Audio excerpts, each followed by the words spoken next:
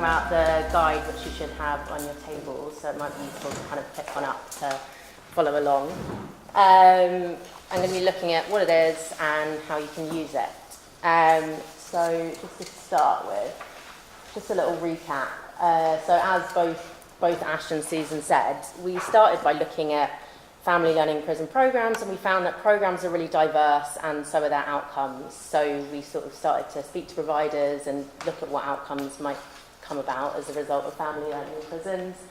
We've got things like increased interest in learning and skills. So we know that among the prison population there can be quite negative attitudes towards learning and skills, and that can be transformed.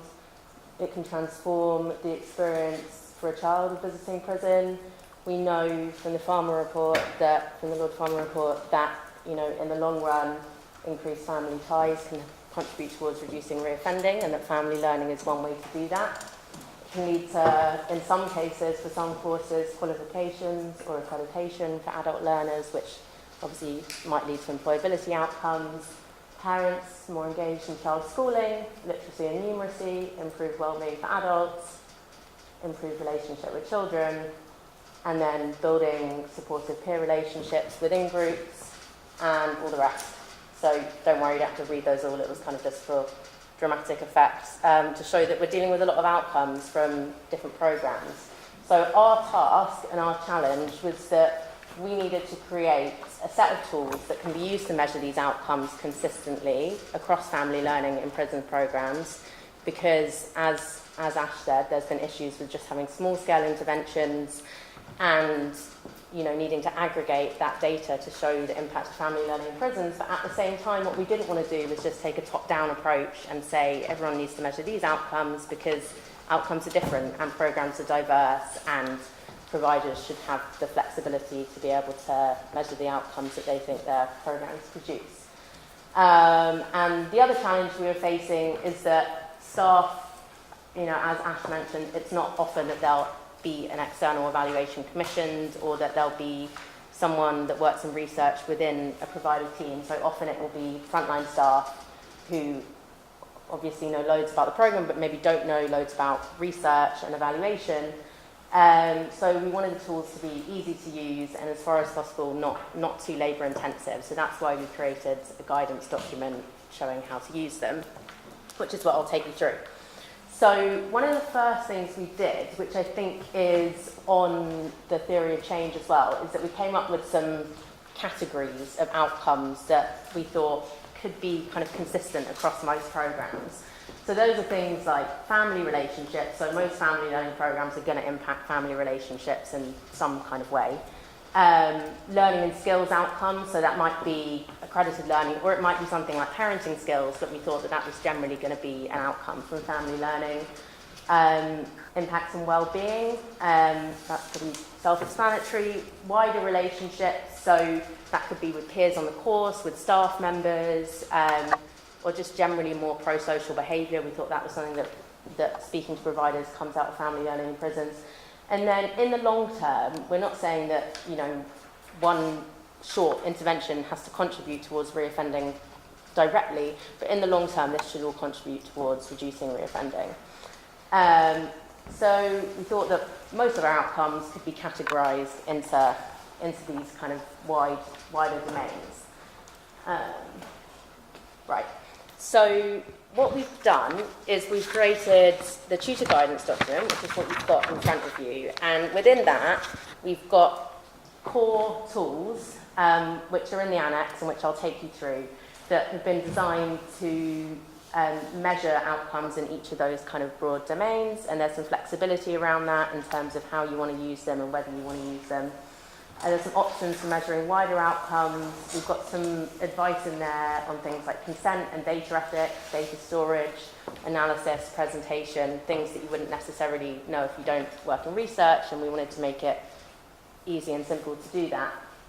And then the other part of the toolkit, which you don't have in paper copy, is a spreadsheet that we've created, which includes a dashboard, so that if you enter in your questionnaire results, you'll get automatically generated some statistics to show how things have changed in your course.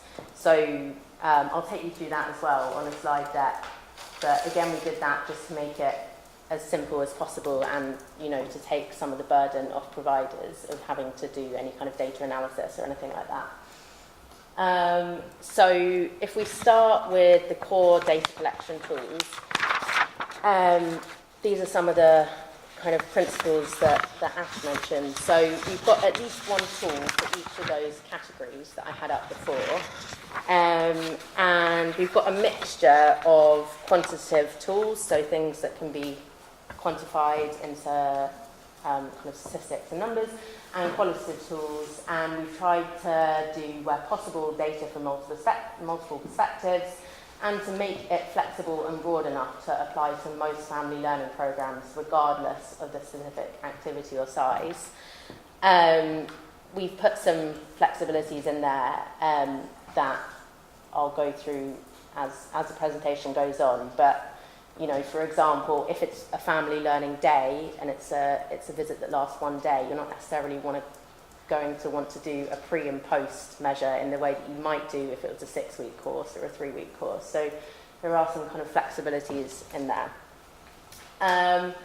So the tools are, the core tools, we've designed a self-completion questionnaire for the offender learner, and that's something that can be used pre and post program and will give you an idea of distance travelled, a feedback form for tutors, a feedback form for other staff members, and then we've suggested using learner progression data and incident log data as measures, and we've also done some optional tools for family members. We found that for some interventions it wasn't appropriate to interact with family members in that way, but for some interventions that did have better relationship with children or with accompanying adults, they wanted a way to collect data from them. So we've done that too. So just to start off with the learner questionnaire, let me just switch. So it's, if you want to look in the annex of your document, I think it's on page 43, or there's guidance for using it on page 12 and 13. So we've built this learner questionnaire largely on social metrics. So that's just a kind of researchy term, but it's kind of questions that have been through a process where there's been psychological testing and we can say that they measure what they purport to measure. So we built it largely out of social metrics, and the reason we've done that is that it's more robust, so it allows us to draw more robust conclusions, and it also allows for benchmarking against the general population, because these are things that are used more widely, so we can compare it with a non-prison population, or we can do interesting stuff there that's interesting for us. This in itself, just the learner questionnaire, covers many of the core outcomes, so it looks at learner well-being, family relationships, wider relationships, and attitudes to learning and skills. It's pretty easy to analyse because we've got our spreadsheet, and when you type it in to our spreadsheet, it will automatically generate results for you, so that's quite an easy thing to use, and will give you results that you can extrapolate for reporting or for commissioning, for commissioners and governors. It's quantitative results that are easy to collate. So when we have your results from the learner questionnaire, we can easily aggregate that with other providers and build that evidence base that we've been talking about. And we've also got some qualitative stuff in there that should be helpful. So I'll take you through it. The first section is something called the Short Work in Edinburgh Wellbeing. Probably most of you will have either filled one in or recognise it from somewhere, because it's a pretty widely used tool to measure well-being. It's undergone a lot of testing, including within a prison context, so we thought that was quite a simple and easy way to measure that outcome. So that would be completed pre and post programme. The second bit is, what is the second bit? Oh yeah, so this comes from something called the Kansas Parental Satisfaction Scale, and it's also undergone testing and testing in a prison context. It's only going to be relevant if the learner has a child, but it's a good kind of broad measure of relationship and satisfaction with relationship with your child. Next, we have got a section on support networks. we found that, I think Ash mentioned this, but a lot of the pre-existing metrics for support, social support and support networks weren't appropriate because they talked about things like neighbours and frequency of contacts and things that can be obviously really impacted by being in prison. So we came up with our own that we based off them but kind of tweaked so that they're appropriate for a prison context. And then we've got something that we self-designed around attitudes towards learning and skills, which is just a tick box, and also includes, if they do have a child, their feeling of being able to support their child with their education. So that's something quite key in family learning. So that's something we wanted to measure. And then at the end, this is the only bit that differs between the pre-questionnaire and the post-questionnaire. We've got some qualitative questions. So at the beginning, we're asking them what they want to gain from the course and any issues they might be struggling with. And towards the end, we're asking about whether they feel like they've achieved their goals and, you know, areas for improvement for the programme. So that's the offender learner questionnaire. So when should I give the questionnaire to the learners? So at the start of the course, before any learning begins, and after the course ends, and this will measure distance travelled.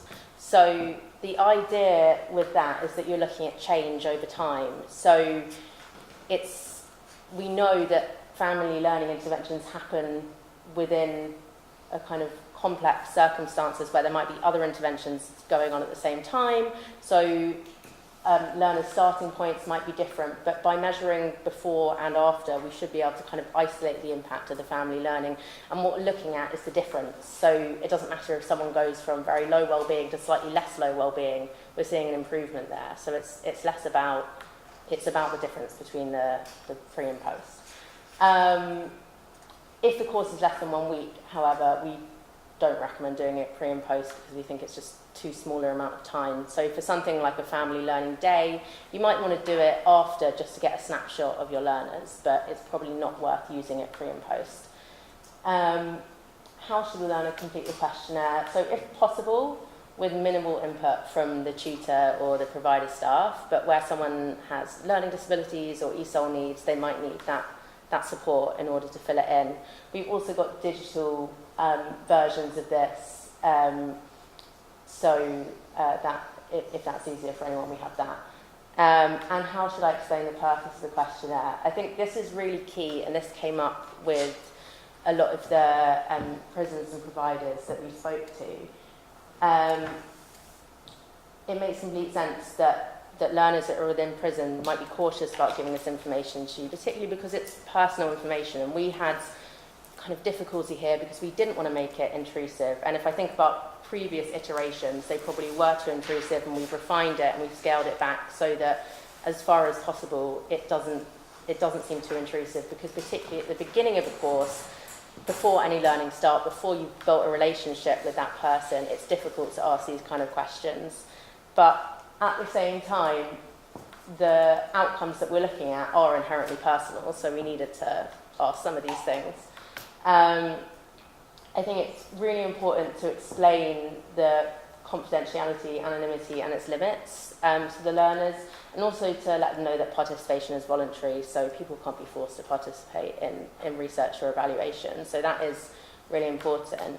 But in order to give them a kind of informed opportunity to participate, it's important to let them know that the questionnaire is not an assessment of them, which I think can be a misunderstanding, that it's about assessing the course and looking to improve the course as a whole and looking at the value of family learning as a whole. It's not going to go down on their record, it's not going to go beyond the provider, and it's not going to, in any way form a judgment on their progress. Other tools and measures that we've got, these are pretty straightforward, but we've got a qualitative feedback form for the tutor. This is stuff that normally tutors will already be thinking about and probably writing down, but it's just a more systematic way to do it. And it asks the tutor to reflect on the learner's progress. The other thing that we've done is create a feedback form for an additional staff member. We initially had this as a prison staff member, but we came up across loads of difficulties in terms of capacity of prison officers and whether or not they actually had a relationship with the offender. So what we decided to do is just keep it a very short form. It just has 2 questions on it, and it can be filled in by a prison officer, by a librarian, by another tutor or someone else in the education department. And it's just to get another perspective, again, that triangulation, so that we've got different perspectives on the learner and their progress.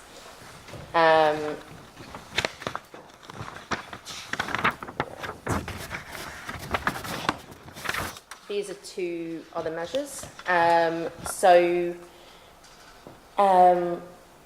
I'll start with the learner progression data. So in terms of the impact that family learning could have on learning and skills, we thought it'd be interesting to look at progression onto other learning courses after completion of the family learning course. So for most providers, they have access to this on the PNOMIS system, from what we can tell, but let me know if that's not true. But we put in a measure of the percentage of learners that go on to another course. And again, that can be recorded on the spreadsheet, and it will let you know automatically what percentage of your learners have gone on to another course if you record the individuals. And then we've got the incident log data, which we have been using as a proxy measure for kind of improvement in behaviour. We came up against quite a few issues here in terms of the inconsistency of how it's measured across different prisons and by different officers. So again, this should be done cautiously, or in some cases not at all, but it's an option. It's an option there for something we've come up with and for something that's embedded in the spreadsheet. And then we've got data for family members, and again, this isn't core, it's optional. In some cases, it might not be appropriate to speak to children or to speak to other family members, but we've included it, and we've also included some guidance on data ethics when working with children within our guidance document. And where possible and when it is appropriate, this just provides an important perspective on the learner's progress, as well as insight into their family relationships. So we've done 2 questionnaires because we know that the way that children aged 4 to 7 and then 7 and up are able to kind of comprehend and understand surveys is quite different. And these are quite, we intentionally made them quite unintrusive and just focused on the visit, but it just gives a chance for children to share their perspective on how family learning is impacting them. Right, so if we move on to inputting the data into the spreadsheet. So as I said, we wanted to make it easy to manage, so we pre-programmed a spreadsheet for you. So we've got the first tab, and that just gives space for you to enter information on your program.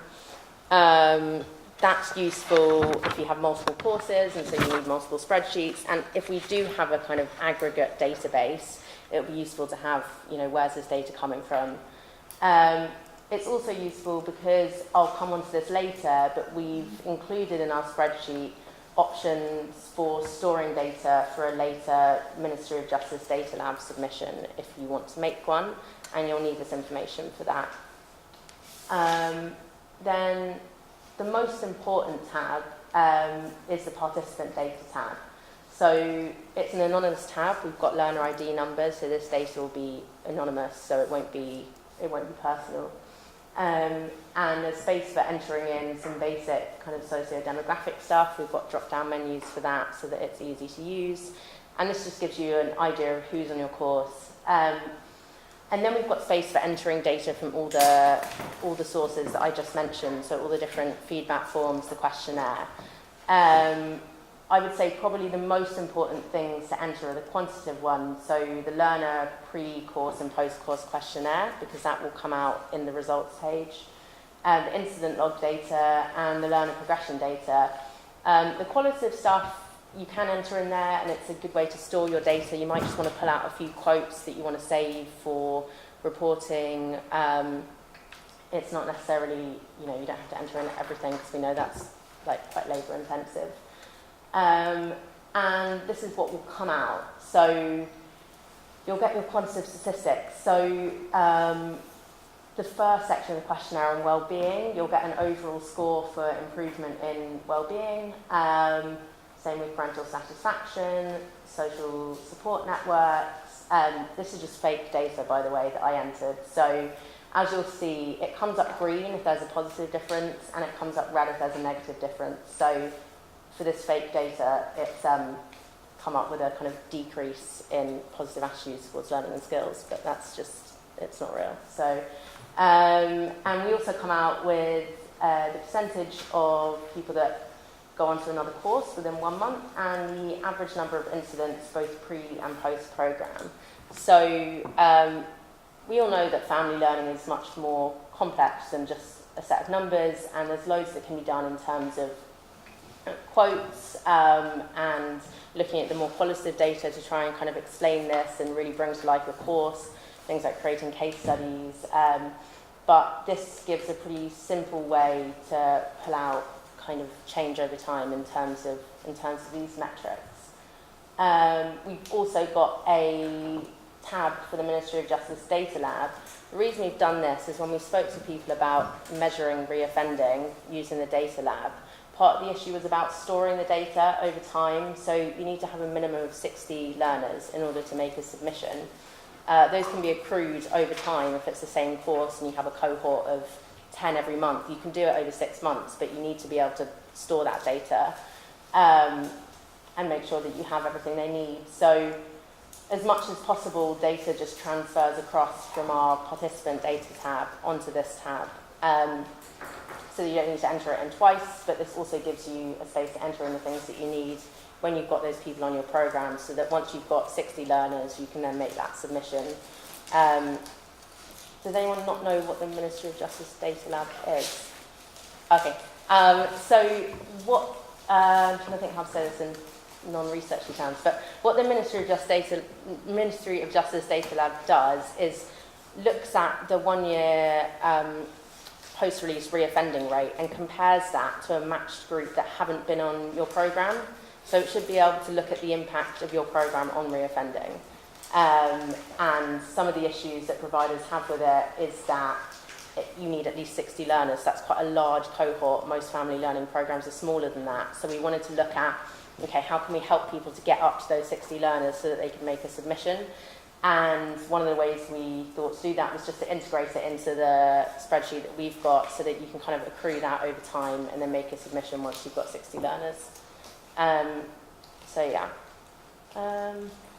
How to use the data. So again, the quantitative data is pretty simple.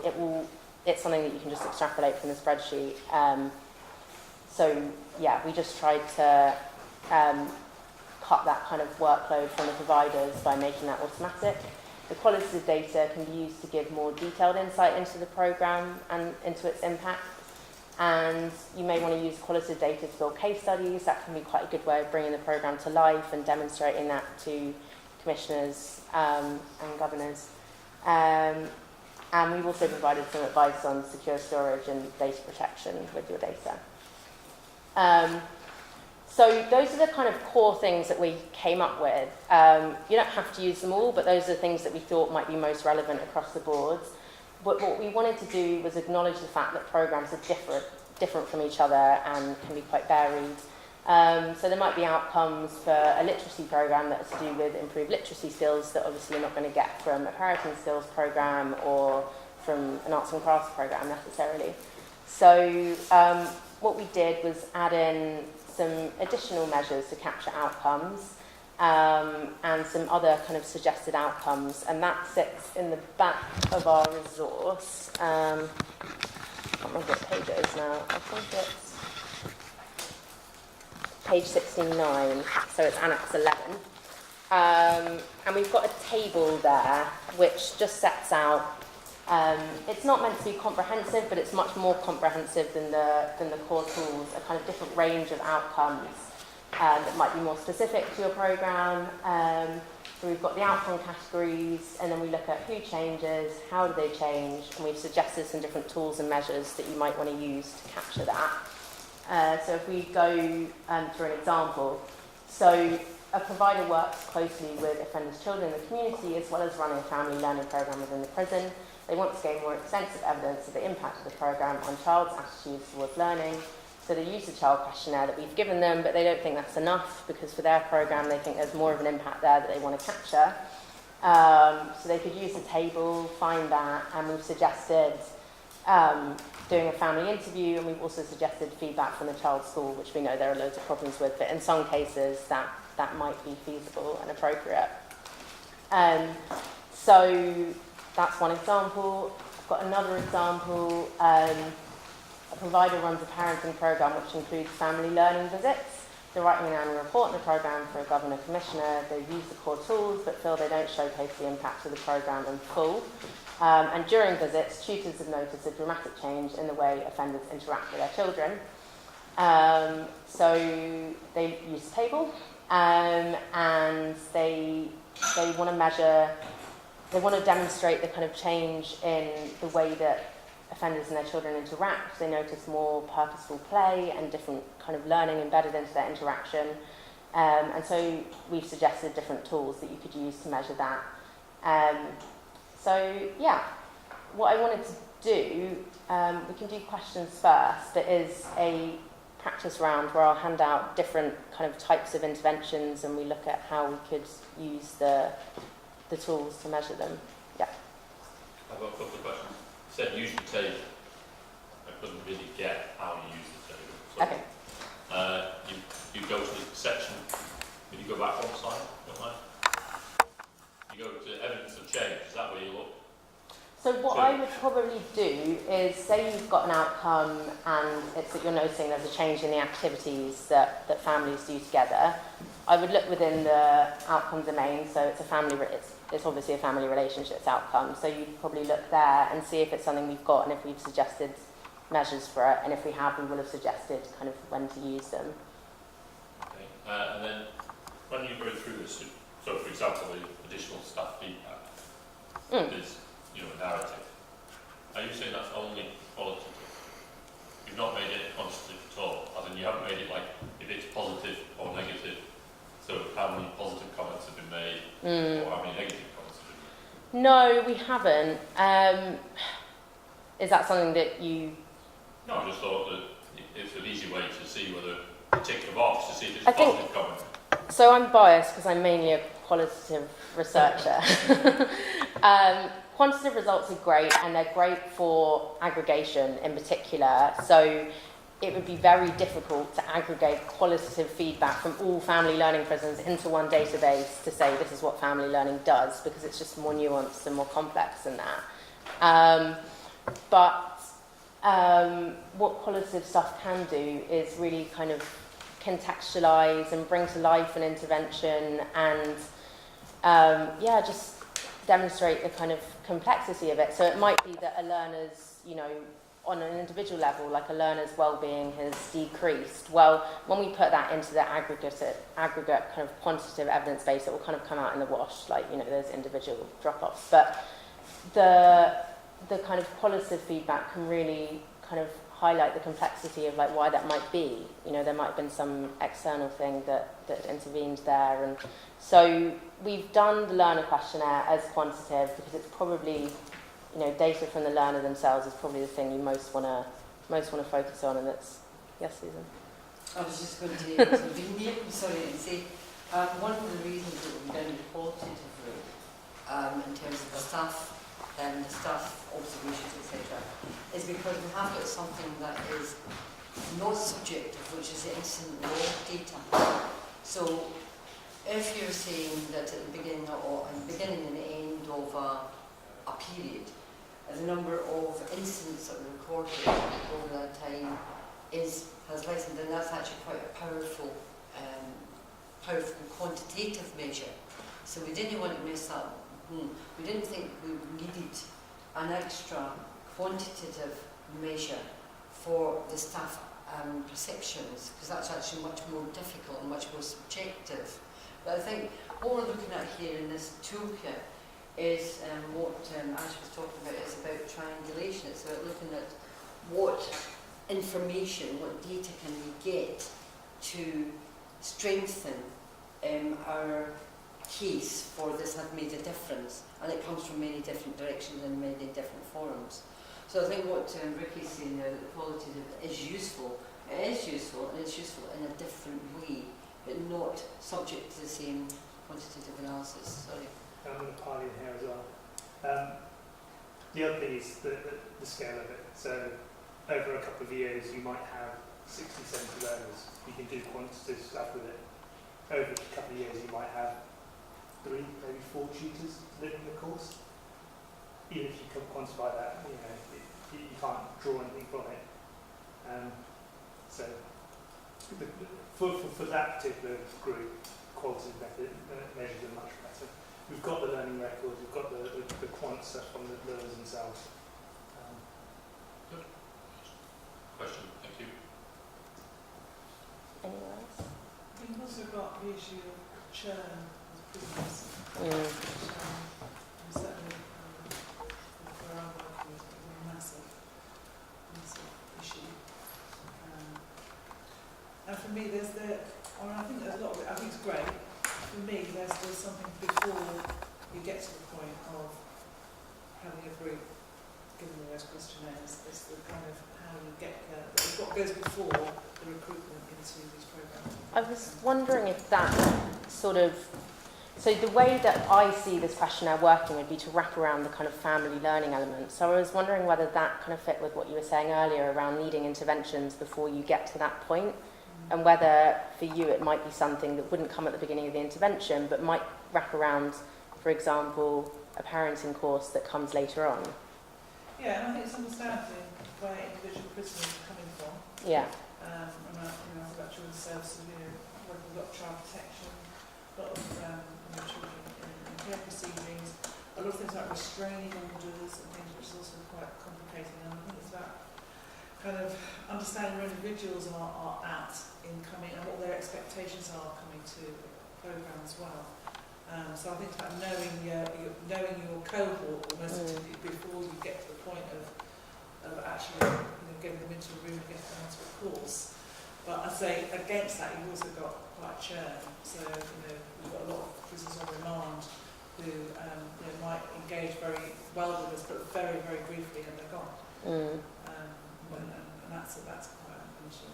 Yeah, and actually on that same point, I remember, because it was after we met you and your colleagues, we talked about what should be included in the tutor feedback, and we created that space for people to say, the person left the course because they moved prison, all those external factors. And then again, it's kind of thinking about, we wanted to make sure that we account for that move, because that's beyond the control of the individual learner, and it's beyond the control of yourself. It's an external factor that you need to address.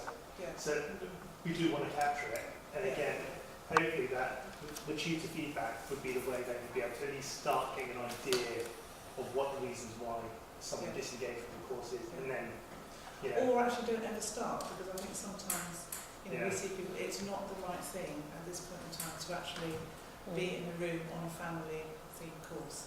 I had a classic one this week of a chap who wants to evidence that he's doing the right thing while he's in prison, but actually wants to be on the picture. But the reality is care proceedings finally hearing his children are going to be adopted, and actually it is not the right thing, and yet he absolutely I must do this. And we have to say, no, this is not right for you. You needed, support to actually come to us what happened. So it's being able to kind of, capture that, and also being able to ensure, to say that it's the right thing. I don't know if it is always the right thing. I think that's what you're saying there is not right for everybody. It's just like this programme is not right for somebody who's on vocational training course, because that's bricklaying. This is specifically for people that are doing family learning. They're not doing family learning if they're not ready for family learning yet, because they've got their own interventions. There's the processes around that, isn't it? So it's part of the business sequencing and planning of their curriculum. So it's how they put people onto courses and give people the opportunity to engage in provision like this. It's up to throw that back to the prisons to make sure that they're doing that through their census planning. I think the people around that have designed this, is they're saying if somebody's on a family learning programme, this is what you do. It's not saying you should do this for everybody. And we wouldn't envisage you giving it to them at the first point of contact. It would be if it is the right thing for them to do and if they are going to take part in a family learning course. To be honest, I was just going to say what Mark said, and probably not as well, actually.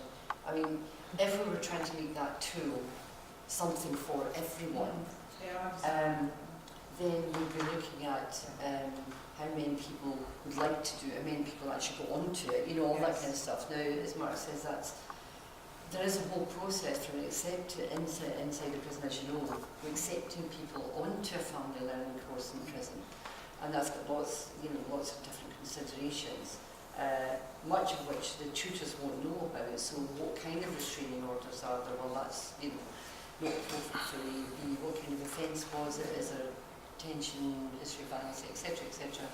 And then there's the attitudes of readiness as well, and the priority in the learning plan for that prisoner in that prison and for that sentence. So I think that they're not separate issues, obviously, but this is purely a tool for people who are doing the family learning course. And on the question of churn, as Ash said there, what we don't want to do is to say, well, there was 75 people who enrolled in family learning courses across these 3 prisons, and actually we had an 80% dropout, because actually the dropout, that 80% dropout might have been because 80% of them were moved to other prisons where they didn't have a similar course, or it was interrupted. Now, what we are trying to do, however, with this is to see if you have a group of prisons, let's say the group of prisons in the North East, which is one of the various, and there's about, I think there's 12 prisons in the North East, there's a lot of them anyway, because we've been around them all, and there, if you were running the same shape of family learning, it's all one provider anyway, and you had the same evaluation tool, there is the opportunity to transfer between one and the other. Very unlikely because of the timings, but there is a comparison that could be made across them, and that's one of the primary things that we were trying to measure here. So yes, I agree with you, it's not for everybody family learning, certainly not at particular stages, and there is lots of work to be done around this side. There's lots of issues. Can I ask another question about the dashboard? So if somebody only does the post course, the questionnaire, would it still have meaning in the dashboard? No, in short. So if someone only does the post-course questionnaire, you're not going to get that change over time measured. So the short course is how are you capturing that in the dashboard for these one-day family learning? It will compile the data, so what you won't get is the distance travel, the difference between the 2 measures, but it will give you the profile. So you will get the average. So for example, if you had a cohort of 10 learners, you'd get the average wellbeing score, but what you wouldn't get is the difference between pre and post. Have you got a copy of what the dashboard looks like? It's in the guidance document under the spreadsheet. I think it's the kind of blue tab. Let me find it. Nope, it's page 32. What was what you showed before last Yeah. time? And we can also send you the spreadsheet itself. I was just imagining some sort of pie chart or something, graph. No, it wouldn't really work, does If it? it's a standard spreadsheet, which is what should go into it, Yeah. then of course you can generate what your data, whatever. I mean, you wouldn't like, yeah, including yeah. pie charts, Indeed. graphs, etc. Can I ask a question? Maybe a daft one, but I mean, in terms of, we talked before about being generous about a definition of family learning, not getting so hung up about it. But for the sort of before and after, is the definition of family learning here got to be at least sort of, do you say 7 days somewhere? Did I read somewhere about? Do you see what I mean? So that's not the definition. It's just in terms of whether it's worth doing a pre and post That's measure. what I'm saying. So yeah, in terms of, because governors are required to do visitor surveys at least twice a year. We're trying to beef that up and give a refined survey that allows them to do pie charts, about satisfaction using the smiley face, satisfaction stuff for a lot of the qualitative stuff. So I guess that's that bit about, what am I saying? I suppose our family service providers, one of their common refrains is, we've got lots of stuff to tell you, but you never ask us for the information. You know, in terms of evaluation of just a day's visit or a family day or something like that, you never ask us for it. You know, we've got lots of stuff to tell you. So it seems to me this is quite applicable for that one-off thing, you know, in itself, but also, you know, that continuity. And I suppose for me, in terms of education providers, and I'm not, we're not into this business of mandating, but I guess again it's that bit, if you're getting together with family providers, education providers, key people in the establishment, about if you're asking for something under the family learning umbrella, you've got to have this conversation as well, isn't it, how you're going to evaluate. And I guess, so I'm guessing, but I hope I'm making sense, but a lot of the family service providers, we would say we've got an evaluation tool for you, they would automatically evaluate. But, so I'm just openly just sort of saying, I guess you would leave it to that discussion, would you? Because that's the common frame. I think every family service provider would be able to evaluate what they're doing and could be able to give you a report or something. Does that kind of make sense? Well, the way it means part of the conversations to... When you look at what people were producing for the reports in short courses, no, we're not just talking about 1 day, we're talking about many days, and actually even any family learning course. The vast majority of them were of the ilk of, was it something that you liked? Was it something that was useful? Did you like it? It wasn't really looking at outcomes, whether short, in any sense, not even intermediate, not long, but not even short. So what I would say, please correct me, and in fact actually you two should probably witness this better than me, in terms of a one-day intervention, you're not expecting that a one-day intervention, playing together, etc., is going to make any substantial long-term impact. However, personally I think it could have a short-term impact. So let's say you had a good time at family around day, the parent, the prisoner is, oh actually that was really good, maybe I should do more about that. Is that then the stimulus for signing up to or applying to be taking a family learning course, which would give a more sustained impact? So there certainly could be some. If we were looking at should a provider use this, not a before and after, not necessarily, because you're going to get a very small percentage you really want to go and get onto a family learning course. But as Rick was saying, you can get a sort of snapshot of this is encouraging, because it's got tools there to see that the children can use, there's tools there that the adults can use. And if you wanted a snapshot evaluation, you could use some of them, you just wouldn't get the before and after statistics. Can I ask, Richard, from the point of view of contracts and work that is going on, is there an expectation that we begin to use this rather than some of those evaluation tools that you're describing that are out there? Should we be now kind of moving towards what everybody working towards this with any kind of family learning intervention in prisons? I mean, it's a really good question, because that's that balance of, we're in this bit about sort of, I suppose, trying to put foundations, and sort of those structures in place where these things can happen. And I suppose it's introducing tools. It's that bit about, and you must use this, because for example, the visitor survey, we're going to put out when we did the families measure, we're going to probably put out a tool which is built on what we think is the best visitors survey. For example, we probably won't say you must use that, because the must is you must have you must do a visitor survey. You're going to say at least two times a year, and you have to demonstrate how that feeds into your development use criteria, and that's our common frame of those things. So I suppose that the must is that you must survey, and here the must, if there's a must, it's that you must evaluate. Do you see what I mean? So it's just interesting, and whether we spec, and here's one we prepared earlier on. That's the sort of, and I think it's probably one of my things I would say is how do you get this out? Because it's about giving tools, isn't it, at establishments. And here's a good tool that can be very flexible for just one family day, or can provide some continuity. I suppose I'll ask a question back to you then. In terms of the new contracts, how much are we saying to more traditional learning or some of those learning outcomes, how much is it being said in there about how the provider must provide evidence of X and Y? Or is it just simply based on qualifications? Is that the only sort of outcome for learning generally? Do you see what I mean? You know, is it going to just be a outcome? I think a lot of this stuff would be really useful, not just from a prison point of view in terms of what we're evidencing as family work, but it may also be useful evidence to generate for Ofsted inspections, for sort of self-analysis and our sort of SAR, you know, self-assessment reports and stuff. So this is something that I'm very keen on using.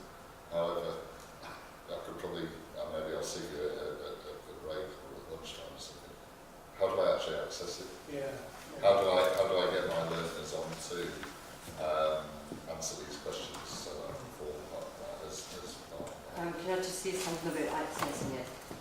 We have already sent it to the NICO site. Yeah, no, that's fine. Yeah. The films that were taken today, plus the presentations, plus this itself as a publication, plus it's in the spreadsheet format, and there's something else. Oh yes, the last year's publication as well, which led up to Just for Interest, are all going in multiple places that you can get, and you will get a list of these. NICO itself, on the virtual campus, under the Families tab, which Lewis can tell us where that is again because I've forgotten, but we got one set up last year with Megan X specifically for family learning in prisons. It's going in Learning Works website as well. We will send it out through the mailing list, the mailing list is not our mailing list, it's HMPPS's mailing list, because we're very keen that it doesn't just go to tutors, but it also goes to commissioners or people who are responsible, so heads of learning skills, reducing reoffending, governors, etc. We haven't done a huge print run of this, so the people who are here are practically probably the only people who are going to get it in hard copy. But we will send it to all of that lot.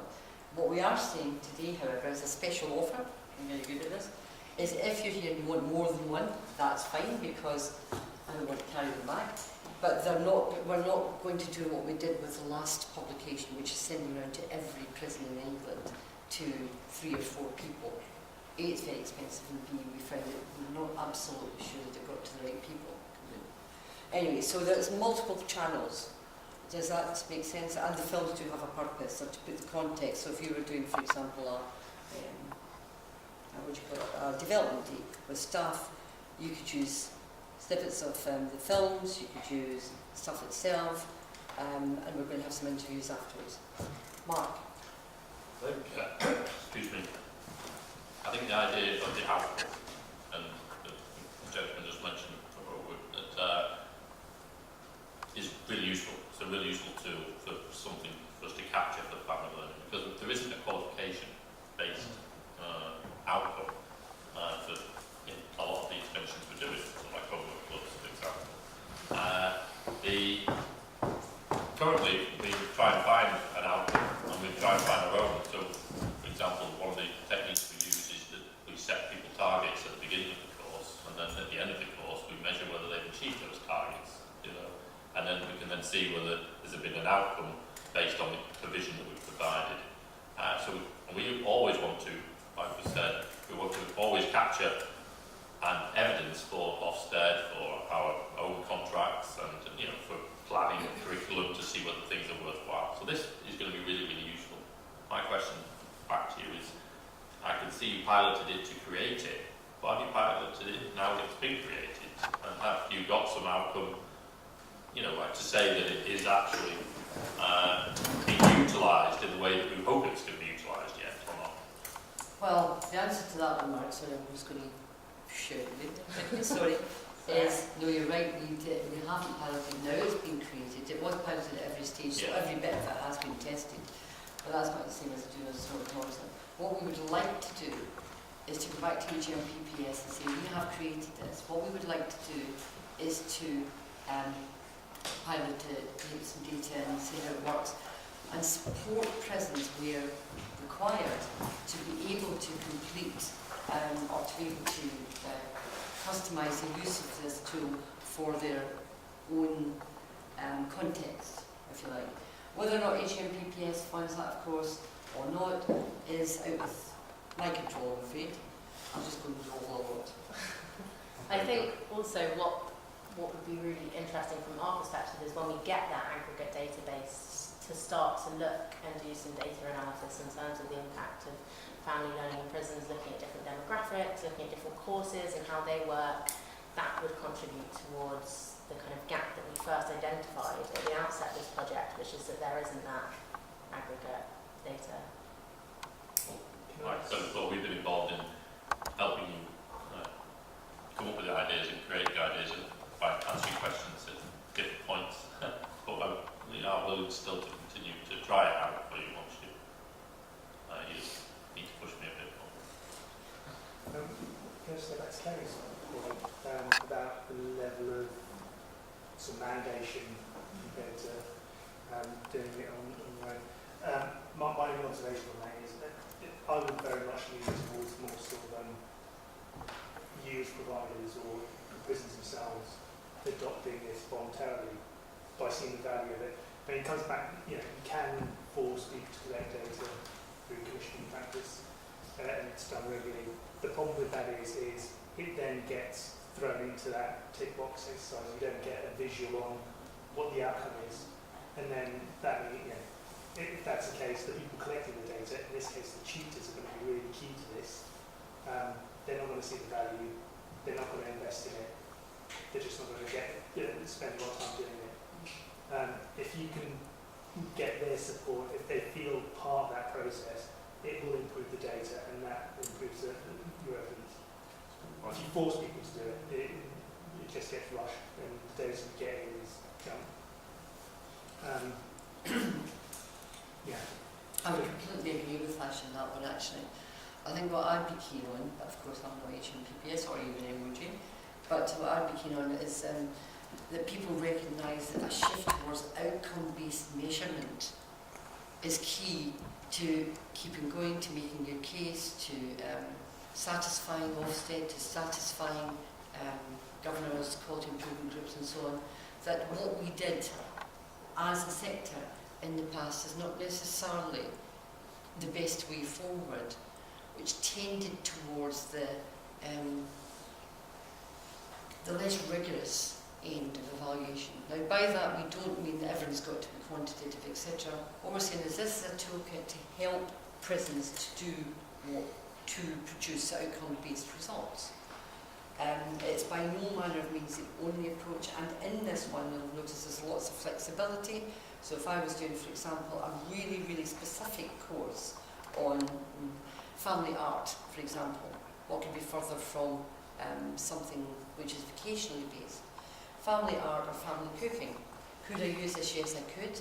What outcomes would I be looking for? I'd be expecting that the family relationships would help, would be built up. I would be expecting that the well-being of the various stakeholders would improve, and I might just stick at that. I'd say, that's not bad.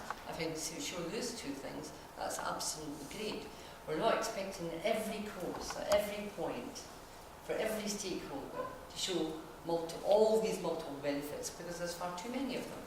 And I think that's so if we shift towards an outcome-based approach, and these tools are part of the armoury that you have to be able to measure these outcome-based approaches, I think we'll have achieved what we set out to do.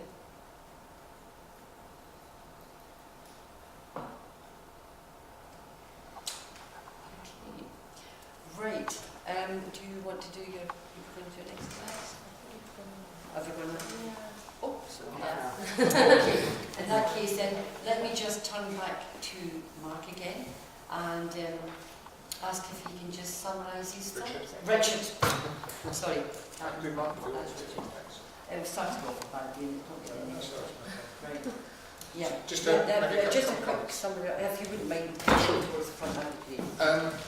Yeah, so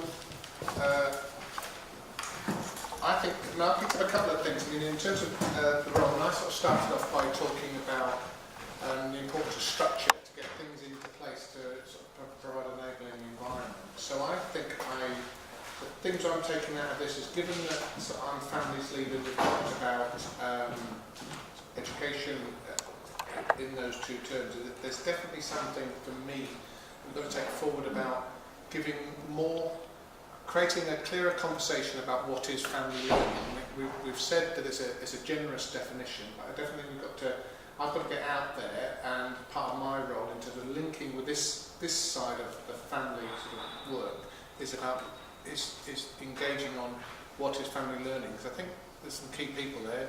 Governors, you said governors, but I think we've got to have that discussion about that, bring that discussion to them, and key people in the establishments to ask themselves the question, what is family learning? Get that sort of cross-functional discussion about what we're doing in that space. And I think there is something there for me about, if we're going to encourage that conversation, then therefore encourage activity across the family education sort of functions, then we do have to start thinking ourselves about how is that evaluated, and that issue about are we just enabling, are we just saying you must evaluate. I think that's a principle, and this becomes a useful tool to take that to that forward. So the practical things I've got to do is have a discussion with board, which is the original person here. We need another engagement about this area, so we cross that divide between families and education, so we do something together. I think personally, I talked about, we had a families conference, we had our second families conference in the spring, and definitely we need to have something on family learning as a very clear part of that, to sort of make that loop together. So yeah, I think it's about raising the profile, cutting across boundaries. It's just the theme of my work is when things cut across boundaries, sometimes they get a bit lost. So we've got a responsibility with our education partners to make sure that happens. I'll start having some conversations, encourage the debate locally, enable them, and then this becomes a tool. Because I think most of us say as a principle, if we're going to do something, we have to evaluate it in some shape or form. It's not just good enough just to leave it alone. So they're the themes that I've got, and I'm just reminded that Lord Farmer, had Lord Farmer as one of his, had family learning as one of his offers, so that provides a drive for governors to get focused on it. That's my comments. Okay. Well,